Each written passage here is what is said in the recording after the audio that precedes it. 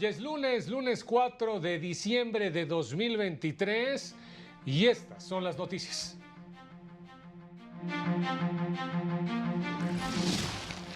Llama a la responsabilidad cívica de las y los ciudadanos para que participen con su voto en los comicios de 2024. La ministra presidenta Norma Lucía Piña pidió a las personas juzgadoras a difundir el trabajo del Poder Judicial Federal y actuar con sentido social.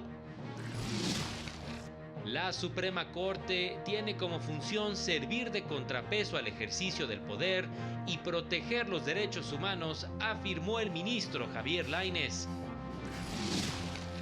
Es momento de que la ciudadanía respalde a las y los jueces y defienda la independencia judicial, aseguró el académico Miguel Carbonell.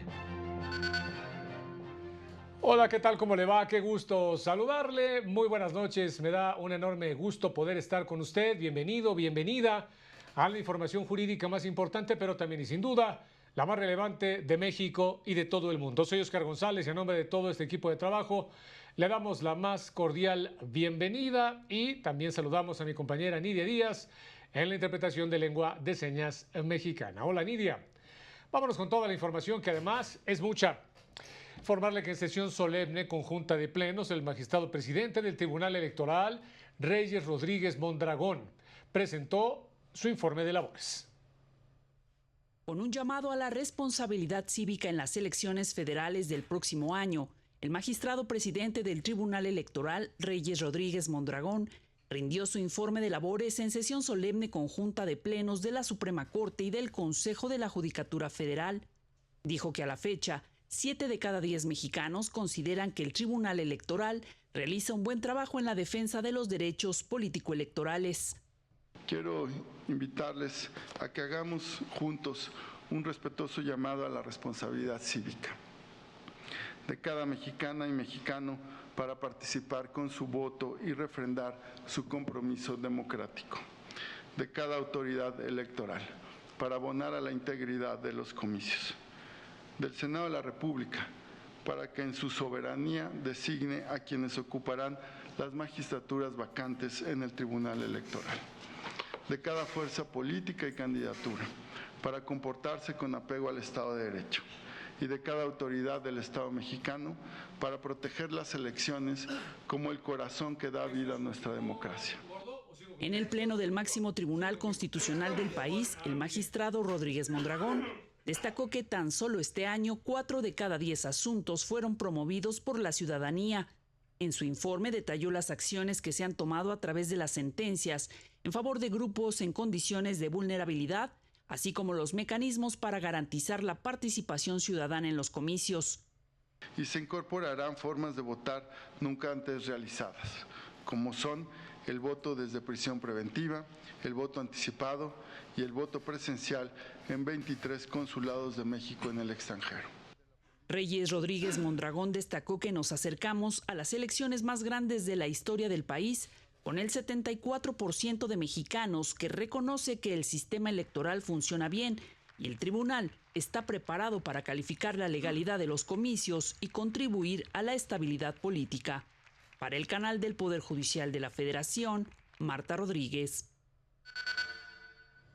El año que está por terminar ha sido muy fructífero y ha fortalecido la unidad al interior del Poder Judicial de la Federación. Así lo aseguró la ministra presidenta Norma Lucía Piña Hernández al reunirse con personas juzgadoras del 30º Circuito Judicial. Ante las y los impartidores de justicia aseguró que es vital que se conozca el trabajo del Poder Judicial Federal y que se transmita la labor de las personas juzgadoras, toda vez que, aunque hablan a través de sus sentencias, es indispensable mostrar empatía y sentido social. En el presente año, la ministra presidenta Norma Lucía Piña realizó al menos 15 encuentros de trabajo con titulares de órganos jurisdiccionales en 10 entidades del país, en las que se ha reunido con más de 700 personas juzgadoras y con alrededor de 18,000 personas trabajadoras del Consejo de la Judicatura Federal. Ante jóvenes abogados, el ministro Javier Lainez habló de la importancia de la independencia judicial y sobre el papel de contrapeso que debe jugar el Poder Judicial Federal. El ministro de la Suprema Corte, Javier Lainez Potisek, profundizó en el empoderamiento del Congreso de la Unión en los años 90 para ser un verdadero contrapeso del Ejecutivo sin requerir una reforma constitucional. En una reflexión histórica en la Facultad de Derecho de la UNAM, indicó que a diferencia del Legislativo, el Poder Judicial sí requirió una reforma constitucional para convertirse en un verdadero contrapeso de los demás poderes. Todo esto se hizo para que como nación estuviéramos preparados para afrontar ese nuevo esquema político constitucional que nos despertó una mañana abandonando un régimen con el que se había vivido tanto tiempo y que México tenía que tener esas instituciones. Mencionó la relevancia de la carrera judicial, de los organismos constitucionales autónomos y las facultades de la Corte. También dialogó sobre los retos en los poderes judiciales locales, el interés legítimo en materia de derechos ambientales y culturales, por ejemplo, y la trascendencia del litigio estratégico. Digo que es una época muy interesante para el litigio estratégico o la protección de este tipo de derechos, porque la exigencia constitucional y convencional pues, nos obliga precisamente a buscar eso. Y lógicamente, pues eso tendrá que hacer que la autoridad administrativa haga mejor las cosas, pero sí tiene impacto. Agregó que la Suprema Corte debe mostrar la importancia de su función a través de sus sentencias y uno de los retos en ese sentido es alcanzar mayor cercanía con la ciudadanía. Sin embargo, las transmisiones de las sesiones del Pleno en vivo contribuyen a la difusión del quehacer constitucional del máximo tribunal. Para el canal del Poder Judicial de la Federación, Laura Murillo. La magistrada Eliana Fabricia Contreras Perales aseguró que garantizar el derecho de acceso a la justicia para que las personas puedan dirimir sus diferencias es lo que garantiza la estabilidad y la paz social en el país, ya que permite que cualquier conflicto que atente contra los derechos de la población se pueda resolver de manera pacífica, lo que no implica que la resolución resultara favorable a sus intereses. Este derecho, se indicó, es importante en nuestro país ya que permite contar con órganos jurisdiccionales fuertes que sean capaces de dirimir precisamente estas controversias.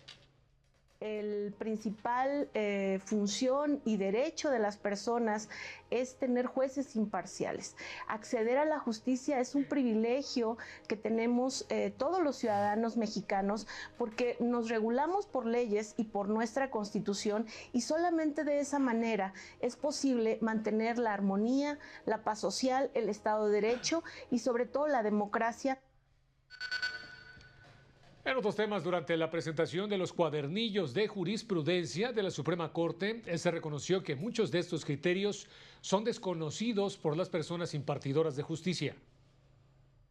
Para que se conozcan y utilicen sus sentencias, la Suprema Corte de Justicia de la Nación pone a disposición de litigantes los cuadernos de jurisprudencia. Durante su presentación, la directora general del Centro de Estudios Constitucionales del Alto Tribunal, Alejandra Martínez Verástegui, señaló. Nos hemos dado cuenta pues que a pesar de que la Corte tenía precedentes dictados que además parecían doctrina consolidada porque había sido reiterada en diversas ocasiones, pues seguían sin aplicarse a pesar de que era obligatorio o es obligatorio de acuerdo con nuestra Constitución para todos los órganos jurisdiccionales del país. En este contexto, Martínez Verástegui destacó la importancia de la reforma en materia de justicia de 2021. A partir de la reforma de 2021, todos estos asuntos que he mencionado y que resuelve la Corte son obligatorios desde la primer sentencia, siempre y cuando reúnan una votación de 8 votos en pleno o 4 votos en sala. La directora del Centro de Estudios Constitucionales de la Suprema Corte añadió que el reto para las y los abogados en México es empezar a leer sentencias y no tesis. No obstante, la función de estas últimas como herramientas de búsqueda de criterios. Pero insistió en que la idea es dirigirse a la lectura de las sentencias como el mejor tránsito a un sistema de precedentes. Integrantes de la Defensoría Pública Federal presentaron una denuncia penal ante la Fiscalía Especializada en Delitos de Violencia contra las Mujeres y Trata de Personas de la FGR de la Fiscalía por hechos que podrían constituir feminicidio. Esto en agravio de 3 mujeres que se encontraban privadas de la libertad en el Ceferezo número 16 ubicado en el estado de Morelos. Presentaron la denuncia en virtud de que tuvieron conocimiento de los hechos y por tanto están obligados a denunciarlos ante el Ministerio Público. No obstante que se trata de hechos que deben investigarse de oficio. Advierten que estas muertes muestran las omisiones de las autoridades penitenciarias para garantizar la salud mental, atención y suministro de medicamentos necesarios, lo que ha generado un entorno torturante con graves riesgos para la vida de las mujeres privadas de la libertad. Son en este momento las 8 de la noche con 40 minutos. Vámonos rápidamente a unos mensajes y volvemos con más.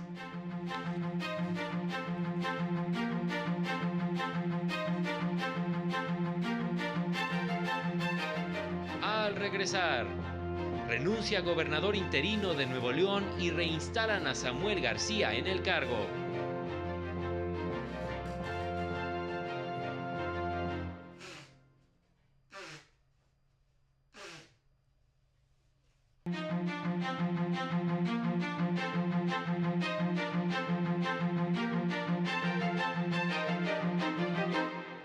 Vámonos con más información. Durante la presentación de una obra de su autoría, el académico Miguel Carbonell llamó a defender la independencia judicial ante los embates de los otros poderes de la Unión.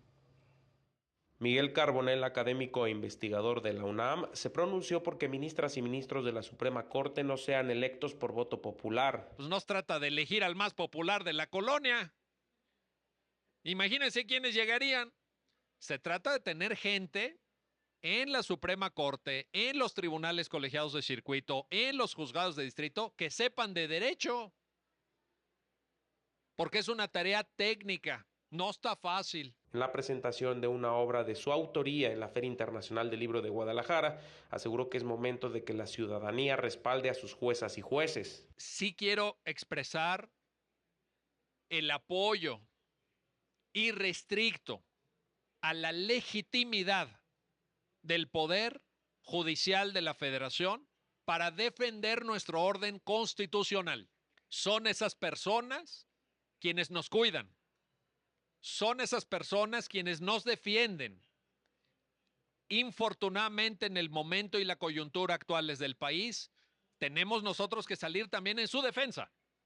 Tenemos que defender a los defensores. Reconoció que defender a la judicatura del país no implica que no se pueda tener una actitud crítica hacia sus resoluciones y destacó que al analizar su labor también se contribuye a fortalecer los procesos de justicia. Para el canal del Poder Judicial de la Federación, Mario López Peña. Y precisamente en el ocaso de la Feria Internacional del Libro de Guadalajara, especialistas advirtieron que este tipo de ataques ponen en riesgo a la democracia.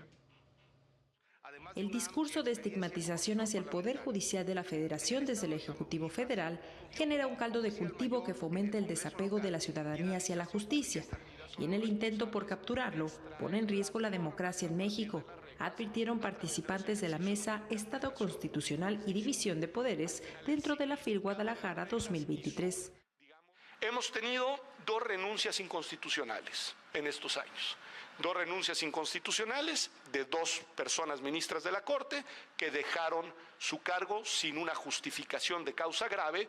Tenemos hoy una vacante en vilo con ya una segunda terna que será seguramente, de ahí saldrá la persona, mujer ministra de la Corte para los próximos 15 años, nombrada de nuevo por este gobierno.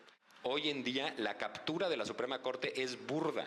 O sea, da ternura a la campaña de Sin Cuotas ni Cuates, cuando lo que estamos discutiendo son 2 candidatas repetidas a la Suprema Corte que son hermanas de la Secretaria de Gobernación y el jefe de gobierno.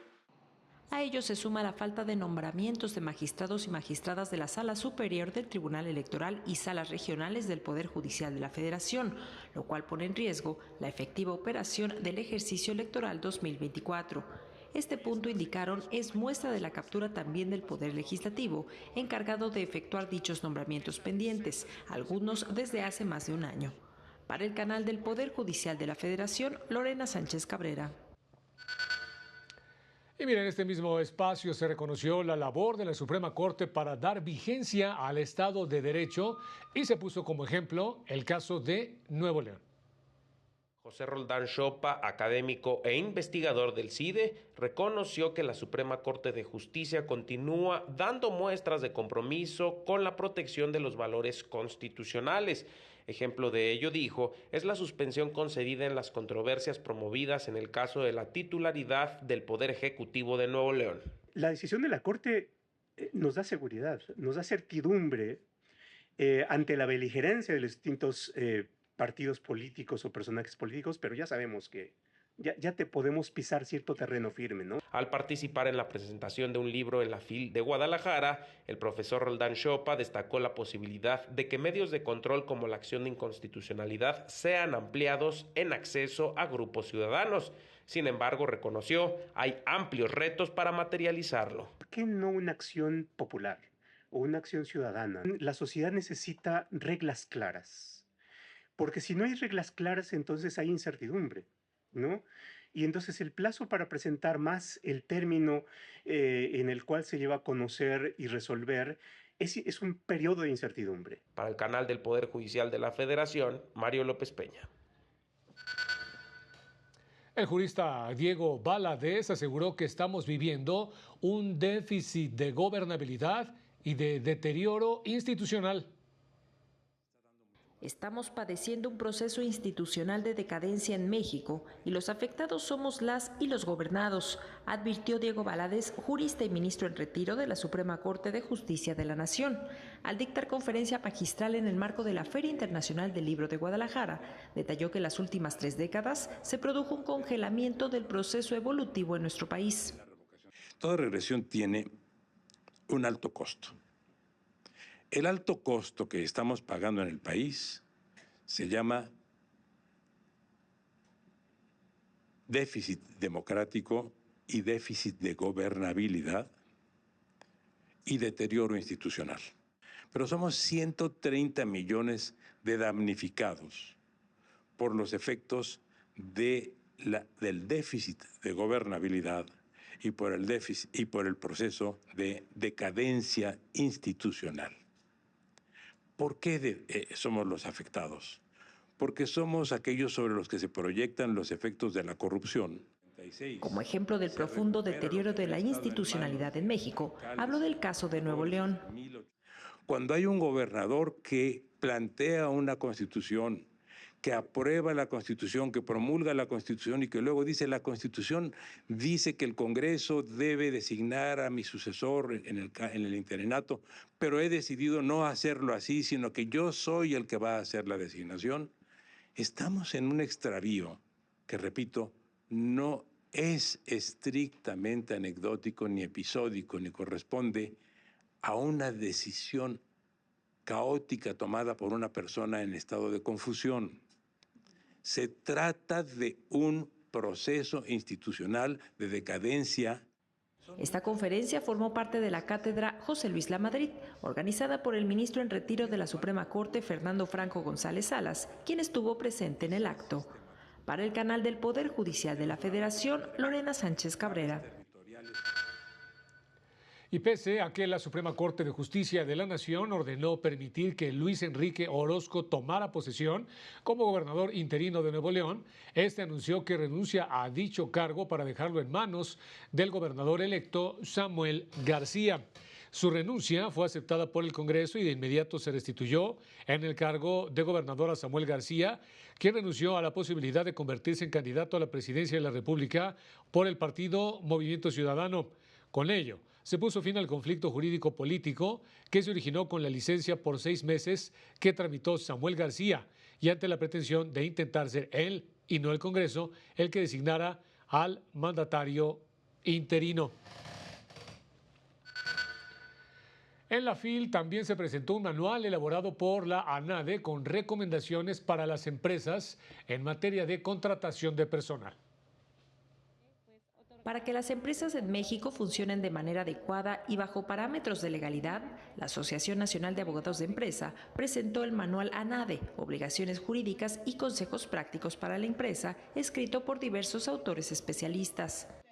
que incluso sirve para el director de empresa, para el gerente, que si bien no tiene conocimientos o el estudio jurídico necesario, está redactado este documento tan didácticamente que puede servir para cualquier profesional dentro de la empresa, independientemente de que sea jurista o no sea jurista, puede consultar este documento. Incluye temas sobre métodos alternativos de solución de controversias y los relacionados con igualdad de género y no discriminación. Sea, por ejemplo, objetiva. Una práctica que hacemos en el despacho en particular, por ejemplo, y que se puede también consultar, es que me pasen la currícula, por ejemplo, si tenemos alguna vacante, sin nombre y sin foto. Entonces, yo únicamente veo aptitudes, capacidades, obviamente el tema de experiencia, de trayectoria, y es hasta el momento de la entrevista que yo sé quién es el candidato o la candidata que elegimos de acuerdo a ese perfil, en donde nos vamos directo al talento.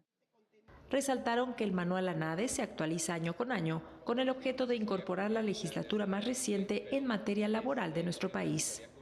Para el canal del Poder Judicial de la Federación, Lorena Sánchez Cabrera. Especialistas reconocieron que el entorno político de las naciones del continente ha propiciado que se concentre la atención en combatir la desinformación en lugar de atender problemas como la pobreza y la inseguridad. Expertos de la región en materia electoral advirtieron sobre los riesgos del uso de las redes sociales y la inteligencia artificial como herramientas para fomentar la desinformación y discursos de intolerancia que afectan la democracia. Las elecciones en la región se están peleando hoy en la esfera digital. Y lo que están haciendo las tecnologías digitales es abonar a una polarización política cada vez mayor. Una de las manifestaciones más dañinas de esta crispación es la propagación del negacionismo electoral. En el marco de la inauguración de la segunda cumbre de la democracia electoral, señalaron necesario defender la integridad de las elecciones en el entorno digital sin descuidar los problemas sociales que aquejan a la región. Y en lugar de estar discutiendo los grandes asuntos de la agenda democrática, la pobreza, la desigualdad, el desarrollo, la educación, seguimos debatiendo mentiras, falsedades y campañas de desinformación que evidentemente vienen precedidas de intenciones políticas. Destacaron que en el mundo ya han comenzado los esfuerzos para regular el uso de la inteligencia artificial. Sin embargo, señalaron que es urgente que todas las instancias que participan en los procesos electorales comiencen a generar un nuevo modelo de comunicación política para que la verdad no quede extraviada en campañas de desprestigio. Para el canal del Poder Judicial de la Federación, Laura Murillo. Y nos vamos a las breves de México.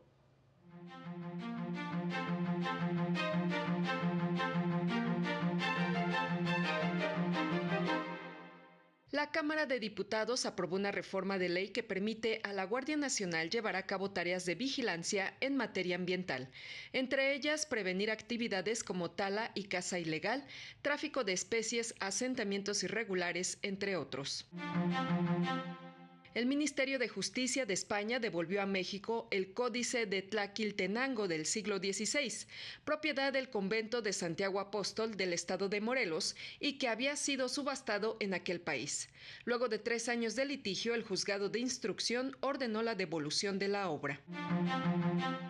Se llevó a cabo la audiencia inicial en el proceso judicial contra Juan Carlos N., acusado de intervención ilegal de telecomunicaciones en el caso de espionaje conocido como Pegasus, contra diversos comunicadores. En esta audiencia participó como testigo la comunicadora Carmen Aristegui. Un juez de control vinculó a proceso a un hombre en Baja California Sur por el incumplimiento de la pensión alimenticia a su hijo por 1 año. Se fijó un plazo de 60 días para la investigación complementaria. Para el canal del Poder Judicial de la Federación, Citlali Pérez. En el mundo, el ejército israelí anunció que continúa su avance por Gaza ahora, al sur de la región con intensos bombardeos que incluso impactaron contra la Corte Suprema de esa región, por lo que ordenaron desalojar 6 localidades de la ciudad de Han Yunis, donde miles de habitantes se habían refugiado de los combates en el norte. El gobierno israelí confirmó la muerte de 15 de los 137 rehenes que siguen secuestrados por el grupo islamista Hamas. Se trata de civiles y miembros de la milicia. Por otra parte, Amnistía Internacional acusó que Naciones Unidas no ha dado una respuesta adecuada al conflicto en la Franja de Gaza, especialmente en las necesidades de refugio, asilo y los derechos de los migrantes. Las breves del mundo.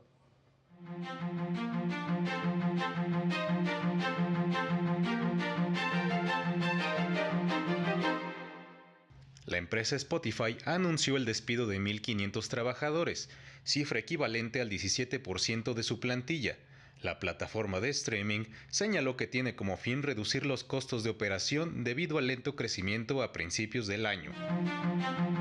El Ministerio del Interior de Perú informó el fallecimiento de 9 personas y 15 heridos ante el ataque de un grupo de hombres en las instalaciones de la compañía minera Poderosa.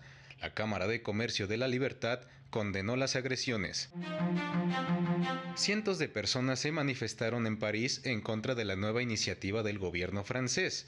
El proyecto intentará expulsar a inmigrantes que sean considerados una amenaza a la comunidad. Organizaciones civiles advierten que los derechos de solicitantes de asilo están en peligro. Durante la cumbre del cambio climático de las Naciones Unidas, estimaron que alrededor de 7 millones de personas mueren cada año a causa de la contaminación del aire. De igual forma, señalaron la propagación de enfermedades debido al calentamiento global. Para el canal del Poder Judicial de la Federación, Arturo Rodríguez.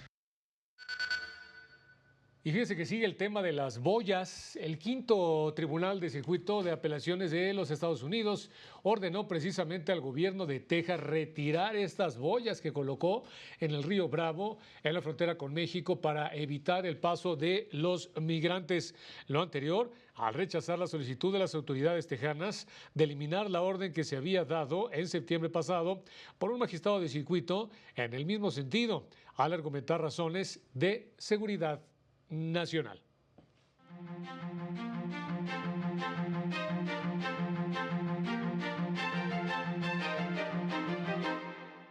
El tipo de cambio se ubicó en 17 pesos con 40 centavos por dólar, de acuerdo con información del Banco de México. En el tercer trimestre del año aumentó el uso de tarjetas de crédito en más de 34 millones, un incremento anual de 10.21%, el más alto de que se tiene registro. Según datos de la Comisión Nacional Bancaria y de Valores, 6 bancos concentran el 75% de las tarjetas de crédito activas, mientras que cifras de la Conducef muestran que la mayoría del gasto con tarjetas se concentra en tiendas departamentales y supermercados. El aumento de 20% al salario mínimo para 2024 generará un alza en los costos laborales, que se traducirá en presiones inflacionarias, pues en 2024 los costos de mano de obra podrían ser 60% mayores a los de 2018, considerando los efectos de los días de vacaciones y el aumento de las contribuciones a la seguridad social, advirtió el Centro de Estudios Económicos del Sector Privado.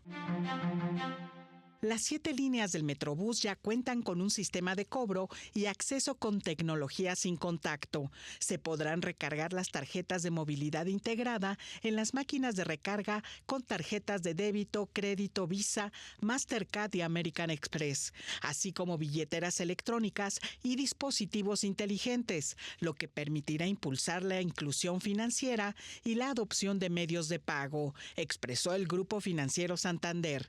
Para el canal del Poder Judicial de la Federación, Lilian Moreno. Desde que la Asociación Nacional de Intérpretes dio a conocer el deceso de Queta Labat, actriz con amplia trayectoria en el cine, radio y televisión.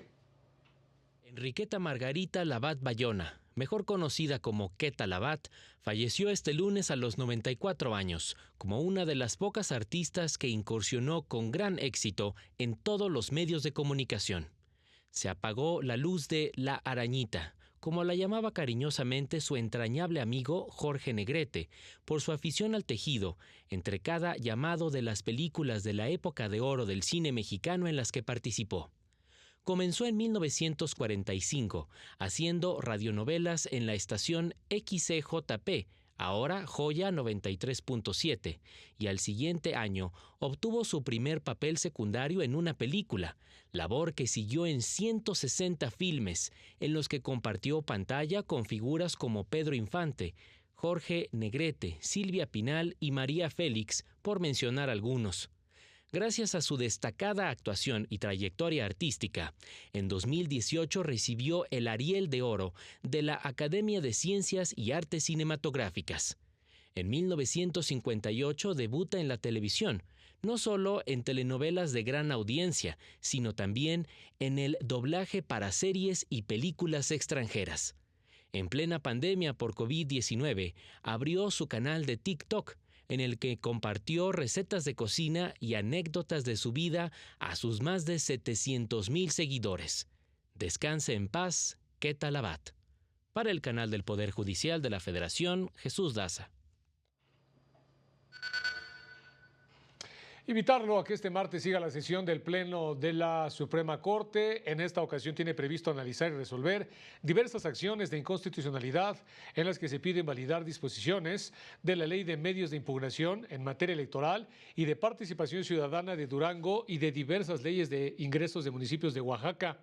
En este sentido, también comentarle que el Colegio Nacional cierra las actividades en torno a su 80 aniversario con la convocatoria al concurso de ensayo Beatriz Ramírez de la Fuente. El objetivo es precisamente realizar una investigación sobre la obra y los aportes a la historia del arte realizados por Beatriz de la Fuente, que fue integrante de dicha institución. Como siempre, muchas gracias por haber estado con nosotros. Soy Oscar González. Pásela muy bien. Muy buenas noches.